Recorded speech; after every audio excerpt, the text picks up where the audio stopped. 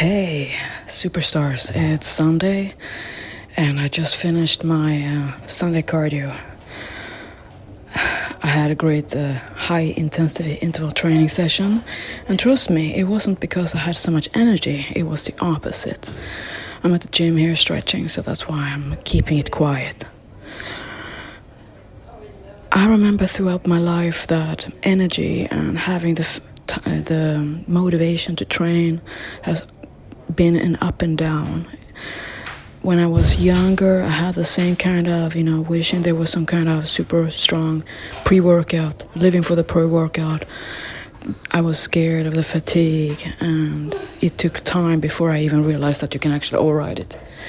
So nowadays, when I'm older and I know that I kind of feel like I'm not waking up, the typical of it's rainy, it's gloomy, it's quiet, it's like you can hear the clock tick, tick, tick, like in an old home.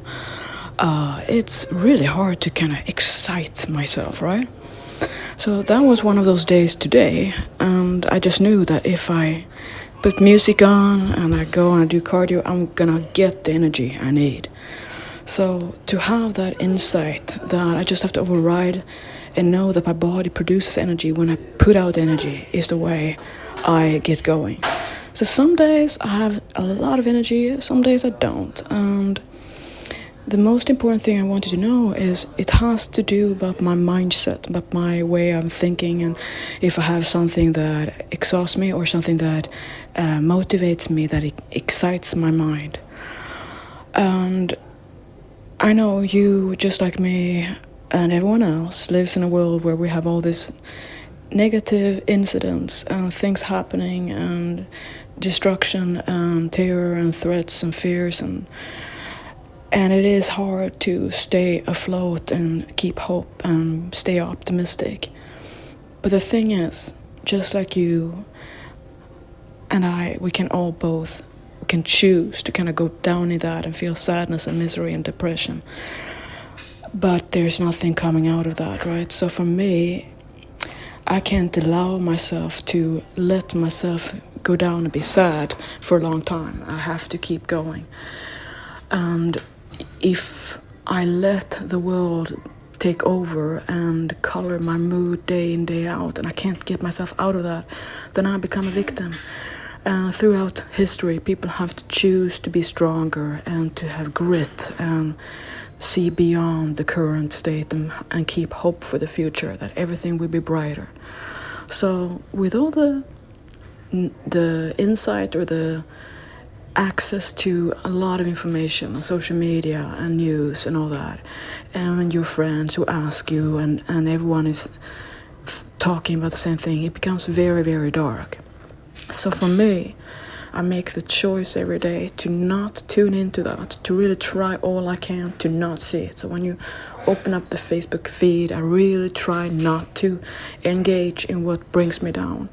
And many people might take that as you are selfish, or what is wrong with you, don't you see this, you have no empathy. But it's the opposite. It's a way of coping, it's a way of preserving myself. I cannot control or power the whole world. I can only focus on myself, which is part of mindful life and Buddhism. So when I kind of let myself go into getting the scared of, what if I never get energized again? What if I don't have the motivation? What if I can't train hard enough? Then I just focus on the only day that I have, and that's today. I really think about win the day today only, not be in the future, because then I'm not present. To really see all the little things, like, when the sun opens up between the clouds, or when the birds are like on the road and they're not going away, they can almost step on them. To have a new pumpkin, for dinner, all those little things is what I live for then. And I really focus on, this is only the today. It's all about staying happy and positive, productive today. That's all I need to do for myself. And I meditate and I reduce all the incoming information to really focus on just be and not come down in deep thoughts that destroy my mood. So I want you to know that if you are hanging out with people, or you one of themselves that have all this sadness around you and depressed modes, and people drink and they take drugs, or they just eat food, or just kind of hope to kind of wake up later and then everything's going to be great. I want you to know that I don't risk that. I don't do that because I know it's never going to come out anything good of that. So now when I was on the car and I was looking out and thinking, man, I have chosen to be here in a rainy, gloomy weather. Just bought new rain boots today. And I'm thinking about the way I chose to go to California, the sunny place, to train around the best, because that's how you get the energy, to be around people who train and show up. That community, that camaraderie, and now what, right? So, but then I thought, well, do I want to sit and be like that? No, I want to be tougher. I want to be one who doesn't need the external motivation to stay strong. I don't need the crowd. I can do this. I want to be tougher and stronger, but that means I gotta motivate myself to do that.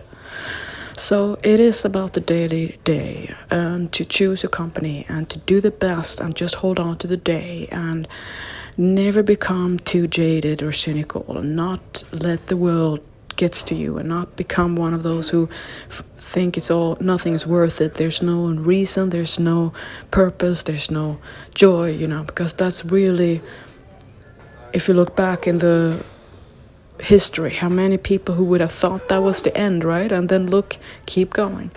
So I choose every day to be happy and work on being happy and do the best I can. And when it comes to training, I want you to know that I'm on a high when it comes to my strength training. Not today, but Friday, I was back to doing squats with barbell. I could do 95 pounds ass to the grass. I've never done a better squat my whole life. And I built up now. I did one set of 10 reps. I was so happy. Then I did one set of 6. Now I have the goal of doing 10 times 10 with 95 pounds, German volume training. The 95 pounds isn't much on 120 at all. But the range of motion I'm doing, and I compare to myself, I have never trained as nice and effectively as I do now. Plus I'm older, so I get exhausted, like, man, to build up 10 sets with 10 reps with 95.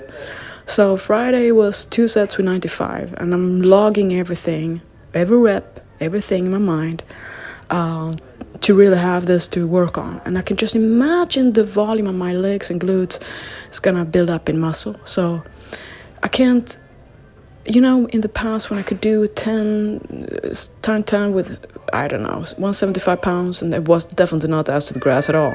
I didn't want to film it either, remember? I was sloppy form, cheat form, so very efficient with pure strength, but not really any execution, not really training to gain the muscle. So I'm lucked out now that I'm now know how to train in order to gain. But if I think about the long training with 40, 50 sets, all to failure. That's not what you do when you're young. And now it's like I have to psych myself up to 12 sets, but I've never been happy with my training. So I'm thinking it's a combination of training only to kind of work off the cheat days and then be younger with having more energy, of course. But I'm so happy that I can't train like I used to, because I wouldn't want to spend that much time nowadays. So that's a difference, right? So things change. So tomorrow for my Fighter Diet Instagram subscription, I'm adding a new lesson about when and how to track macros. So when do you do it actually? Do you think about that? Do you go after? Do you do it first? Do you make a plan? I'm gonna make that now recording for a quick education for Fighter Diet for Monday, and that is for you who subscribe. So I'm having that community where I coach you for $20 a month in order to have new lessons and recipes and keep it super simple. Everything you need that you used to have in a challenge, now you have it in a place we can go in. It's just subscription. So I want you to know that I understand it's tough, and if you haven't been as philosophy oriented as I have, or haven't done your meditation for coming to my 6 I'm on my 7th year now, meditation every day, so that has definitely changed me. Plus growing older, right? So live and learn. And I want you to know that I wouldn't want to have been the younger Pauline nowadays. I loved myself then too, but I was also very critical. I would never have let myself be the way I am now and accept myself and so on. So I'm much happier being myself, and I love life, and I go with the flow, and I just focus on being present. So I want you to know that I love you. I understand that it's tough. You might not understand yourself again all the time. You might beat yourself up and be angry with yourself. Why do you let yourself go? Or hard to get back, and so on. But don't give up and stay courageous. And I love you for being you.